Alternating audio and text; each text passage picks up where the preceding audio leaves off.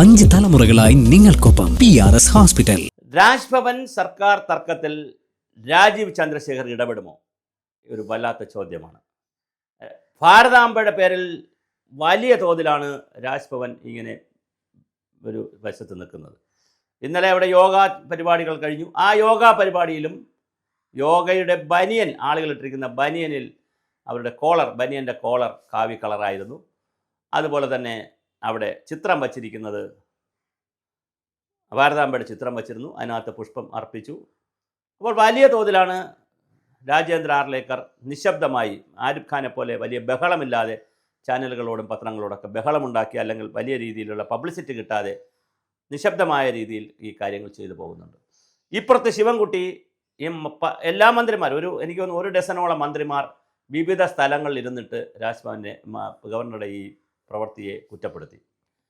അതോടൊപ്പം അവിടെ ഒരു സ്ത്രീയോടൊപ്പം ഇതൊരു വനിതയാണ് അവിടെ ഇരിക്കുന്നത്. അതൊക്കെ പക്ഷേ ശിവൻകുട്ടിയെപ്പോലുള്ളൊരു മന്ത്രി അങ്ങനെ പറയാൻ പാടില്ല. കാരണം വനിത എന്നൊക്കെ പറയുന്ന ഭാരതമാതാവ് എന്നൊക്കെ പറയുന്നത് അവിടെ RSSകാർ വെച്ചതുകൊണ്ടോ, അല്ലെ RSS ഗവർണർ വെച്ചതുകൊണ്ടോ, അല്ലെങ്കിൽ ആർലേക്കർ വെച്ചതുകൊണ്ടോ, അല്ലെങ്കിൽ വച്ചതുകൊണ്ട് ആ ഒരു കൺസെപ്റ്റിനെ പറയുന്നത് ശരിയല്ല. കാരണം ഇന്ത്യയിൽ ഒരു ഭാരതാംബ, അല്ലെ ഭാരതമാതാവ്, അമ്മ എന്നൊക്കെ പറയുന്നത് വേറെ കൺസെപ്റ്റാണ്, സ്വാതന്ത്ര്യവുമായി ബന്ധപ്പെടുത്തിയിട്ടൊക്കെ. അപ്പോൾ അത് പറഞ്ഞ് ശരിയായില്ല. പക്ഷേ എന്തുകൊണ്ട് അദ്ദേഹം പറയുന്നു വനിത മാത്രം മതിയോ, പുരുഷൻ വേണ്ടേ എന്നൊക്കെ പറയുന്ന വളരെ മോശമായിട്ടുള്ള കമൻറ്റുകൾ വന്നിട്ടുണ്ട്. പിന്നെ അതുപോലെ തന്നെ ആ ശിവൻകുട്ടിക്ക് ഇന്നലെ വലിയ തോതിൽ കേരളത്തിൽ പ്രതിഷേധം കിട്ടുകയും ചെയ്തു. കോഴിക്കോടും അദ്ദേഹം ഉണ്ടായിരുന്നു. കോഴിക്കോടും പ്രതിഷേധം വന്നു. തിരുവനന്തപുരത്ത് അദ്ദേഹത്തിൻ്റെ വീട്ടിന് മുന്നിൽ പ്രതിഷേധം വന്നു. അപ്പോൾ ഇതൊരു വേറൊരു തലത്തിലേക്ക് വളരുകയാണ്. എൻ്റെ സംശയം, എൻ്റെ നിരീക്ഷണം, ഇതൊരു രാഷ്ട്രീയമായി കാണുകയാണോ? നിലമ്പൂർ തെരഞ്ഞെടുപ്പ് നടന്ന ദിവസമാണ് ശിവൻകുട്ടി മുൻകൂട്ടി നിശ്ചയിച്ച് പോയതുപോലെ എഴുതി വായിക്കുകയും പറയുകയും ഞാനിത് ബോയ്ക്കോട്ട് ചെയ്യുന്നു എന്നുള്ള വാക്ക് തന്നെ പറഞ്ഞു.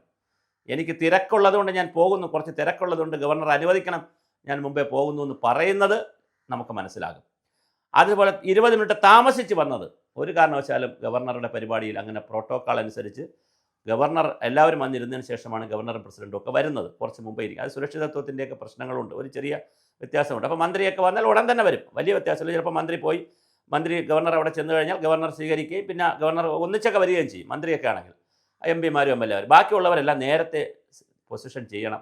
ആളുകളാണെങ്കിൽ അരമണിക്കൂർ മുമ്പേ പൊസിഷൻ ചെയ്യണമെന്നാണ്. അത് ഒരു പ്രോട്ടോക്കോൾ എഴുതി വെച്ചിട്ടുള്ളതാണ് നമ്മുടെ രാജ്യം. അത് എല്ലാവർക്കും ബാധകമാണ്. നാളെ ഇനി കമ്മ്യൂണിസ്റ്റുകാർ ഗവർണർ ആയാലും ഇത് ബാധകമാണ്. അപ്പോൾ അങ്ങനെയുള്ള ഒരു പ്രോട്ടോക്കോളുള്ള സമയത്ത് അദ്ദേഹം ശ്രദ്ധിച്ച് 20 മിനിറ്റ് താമസിച്ചെന്നു. അത് അദ്ദേഹത്തിന് തിരക്കാണെന്ന് പറഞ്ഞു. നമുക്കറിയില്ല പർപ്പസായിട്ടാണോ എന്താണ്. പക്ഷേ അവിടെ ചില കാര്യങ്ങൾ വായിച്ചു. അവസാനം ഞാനിത് ബോയ്ക്കോട്ട് ചെയ്യുന്നു എന്ന് പറയുന്നു. അപ്പോൾ ബോയ്ക്കോട്ട് എന്ന വാക്ക് പറയുമ്പോൾ തീർച്ചയായിട്ടും അതൊരു പർപ്പസീവായിട്ടുള്ള ഒരു പ്രയോഗം തന്നെയാണ്. അതുകൊണ്ട് തന്നെ ഗവർണറുടെ ഓഫീസ് ഇതിനെതിരെ ശക്തമായ ചൂടായി നിൽക്കുകയാണ്. ചൂടായി നിന്നാൽ എന്ത് സംഭവിക്കുന്നുള്ളതെന്ന് ജനാധിപത്യത്തിൽ വിഷയമാണ്, ഞാൻ ആ വാക്ക് ഉപയോഗിച്ചു എന്നേ ഉള്ളൂ. അപ്പോൾ അത് കഴിഞ്ഞിട്ട് ഇപ്പോൾ ഇത് വലിയ രീതിയിൽ പോവുകയാണ്. അപ്പോൾ ശരിക്കും നിലമ്പൂർ തെരഞ്ഞെടുപ്പിൻ്റെ അന്ന് ശിവൻകുട്ടി അത് പറയുമ്പോൾ നിലമ്പൂർ എന്ന് പറയുന്ന ഒരു മുസ്ലിം വോട്ട് കൂടി, അല്ലെങ്കിൽ ഒരു മൈനോറിറ്റി വോട്ട് കൂടി ഉണ്ടോ എന്നൊരു ആക്ഷേപം, അത് പിടിക്കണം എന്നൊരു ആക്ഷേപം കൂടി പുറത്ത് കേൾക്കുന്നുണ്ട്. എന്തായാലും കേരളത്തിൽ കഴിഞ്ഞ കുറച്ചു കാലമായി ന്യൂനപക്ഷ വോട്ടുകളെ പിടിക്കുന്നതിനുള്ള വലിയ അധ്വാനം കേരളത്തിൽ നടക്കുന്നുണ്ട്. ആ അധ്വാനത്തിൽ ചാമ്പ്യന്മാരായി ഇപ്പോൾ നിൽക്കുന്നത് പിണറായി വിജയനും സംഘവുമാണ്. UDF അല്ല, അവർ ലീഗ് വഴിയുള്ള പരിപാടികളേ ഉള്ളൂ. ഇപ്പോൾ വെൽഫെയർ പാർട്ടിയെ കൂടെ നിർത്തി, അത് വേറെ കാര്യം. പക്ഷേ അതിനപ്പുറം അവർക്ക് പറ്റുന്നില്ല. പക്ഷേ അതേസമയം വലിയ ജനസാമാന്യത്തെ മുസ്ലിം കമ്മ്യൂണിറ്റിക്കകത്തൊരു കൺഫ്യൂഷൻ, അത് നോട്ട് നിരോധന കാലത്തായാലും അതുപോലെ തന്നെ CAA വന്ന കാലത്തായാലും ഏത് കാലത്തും മുസ്ലിം കമ്മ്യൂണിറ്റിയെ കൂടെ നിർത്തുവാനുള്ള വലിയ തന്ത്രപരമായ പ്രവർത്തനങ്ങളാണ് CPM-ൻ്റെ ഭാഗത്തു നിന്നത്. അത് ഇതിലുണ്ടോ എന്നുള്ളത് എല്ലാവരും അന്വേഷിക്കേണ്ട ഒരു വിഷയമാണ്. അങ്ങനെ ഉണ്ടെങ്കിൽ ഈ വിഷയം കത്തിക്കൊണ്ടേയിരിക്കും. പഞ്ചായത്ത് തെരഞ്ഞെടുപ്പ് കഴിഞ്ഞാലും അടുത്ത അസംബ്ലി തെരഞ്ഞെടുപ്പ് വരെ ഇത് കത്തിക്കൊണ്ടേയിരിക്കും. ഇനി ഇപ്പുറത്ത് BJP കാണുന്നത്, അല്ലെങ്കിൽ RSS സംഘപരിവാർ സംഘം കാണുന്നത്, ഇങ്ങനെ ഒരു വിഷയത്തെ ഇങ്ങനെ ആക്റ്റീവായി നിർത്തി കേരള ഗവൺമെൻറ് ഹൈന്ദവ സംവിധാനങ്ങളോടും ഹിന്ദു സംസ്കാരത്തോടും ഇന്ത്യയോടും ഭാരതത്തോടും എതിരാണ് എന്ന് വരുത്തുന്നൊരു രാഷ്ട്രീയം വളർത്തിക്കൊണ്ടുവന്ന് കൂടുതൽ BJPക്കും RSSനും ഗുണം കിട്ടാൻ പിന്നെ വളരെ സൈലൻ്റായി ഗവർണറെ അവിടെ ഇരുത്തിക്കൊണ്ട് പ്രവർത്തിക്കുന്നതാണോ ഒരു സംഘം എന്നുള്ള സംശയവും പൊതുമണ്ഡലത്തിൽ വന്നിട്ടുണ്ട്. അപ്പോൾ ഇത്തരത്തിലുള്ള സംശയങ്ങളൊക്കെ നിൽക്കുമ്പോഴാണ് രാജീവ് ചന്ദ്രശേഖറിൻ്റെ റോൾ നമ്മൾ ചർച്ച ചെയ്യപ്പെടേണ്ടി വരുന്നത്. ഇതെല്ലാം പരിഹരിക്കുന്നതിന് വേണ്ടി രാജീവ് ചന്ദ്രശേഖരൻ എന്തെങ്കിലും ചെയ്യാൻ കഴിയുമോ? ഫോർമുലകൾ കൊണ്ടുവന്ന് ഒരു ഒത്തുതീർപ്പെന്ന് പറഞ്ഞാൽ ചർച്ചയല്ല, അല്ലാത്തൊരു രീതിയിലേക്ക് കൊണ്ടുവരാം. രാജീവ് ചന്ദ്രശേഖരൻ നേരിട്ട് വന്നൊന്നും ചർച്ച ചെയ്യാൻ പറ്റത്തില്ല. എന്തെങ്കിലും കൊണ്ടുവരാൻ പറ്റുമോ?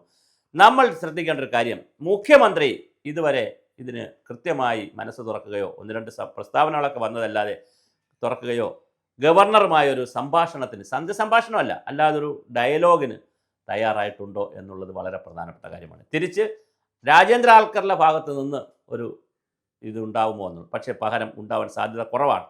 ഗവൺമെൻറ് ഇപ്പം നീങ്ങുന്നത് നിയമ സെക്രട്ടറിയെ ചുമതലപ്പെടുത്തിക്കൊണ്ട് രാജ്ഭവനിൽ നടക്കുന്ന പരിപാടികളുടെ സ്റ്റേറ്റ് പ്രോഗ്രാമിൻ്റെ പ്രോട്ടോക്കാൾ, മറ്റ് പരിപാടിക്ക് പറ്റത്തില്ല, സ്റ്റേറ്റ് പ്രോഗ്രാമിൻ്റെ പ്രോട്ടോക്കാൾ നിശ്ചയിക്കാൻ ചുമതലപ്പെടുത്തിയിരിക്കുകയാണ് മന്ത്രിസഭ.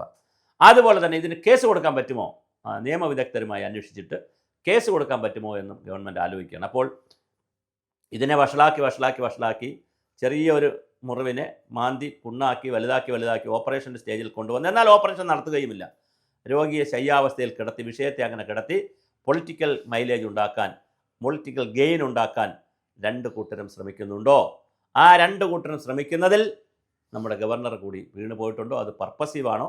എന്തായാലും കേരളത്തിൽ ഗവർണറും മുഖ്യമന്ത്രിയും മന്ത്രിസഭയും അതുപോലെ തന്നെ പ്രസിഡൻറ്റും രാജ്യത്തെ പ്രധാനമന്ത്രിയും മന്ത്രിസഭയും ഒന്നിച്ച് പ്രവർത്തിക്കുമ്പോൾ, ഒരുപോലെ പ്രവർത്തിക്കുമ്പോൾ, നിങ്ങൾക്ക് ഏതെങ്കിലും ഫയലുകളിൽ അഭിപ്രായ വ്യത്യാസമുണ്ടെങ്കിൽ ഫയൽ രേഖപ്പെടുത്തുകയും പിന്നെ ക്ലാരിറ്റി വരുത്തുകയൊക്കെ ചെയ്ത് ഒന്നിച്ച് പോകേണ്ടത് ഞങ്ങളെപ്പോലുള്ള ഈ പൊതുജനസമൂഹത്തിൻ്റെ ആവശ്യമാണ്.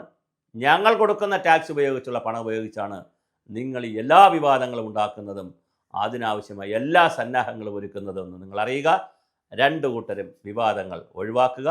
നിങ്ങൾ സമവായത്തിൻ്റെയും സമന്വയത്തിൻ്റെയും പാതയിലേക്ക് വരിക. അതിന് രാജീവ് ചന്ദ്രശേഖരന് കഴിയുമോ എന്നുള്ളതും കേരളം കാത്തിരിക്കുന്നു.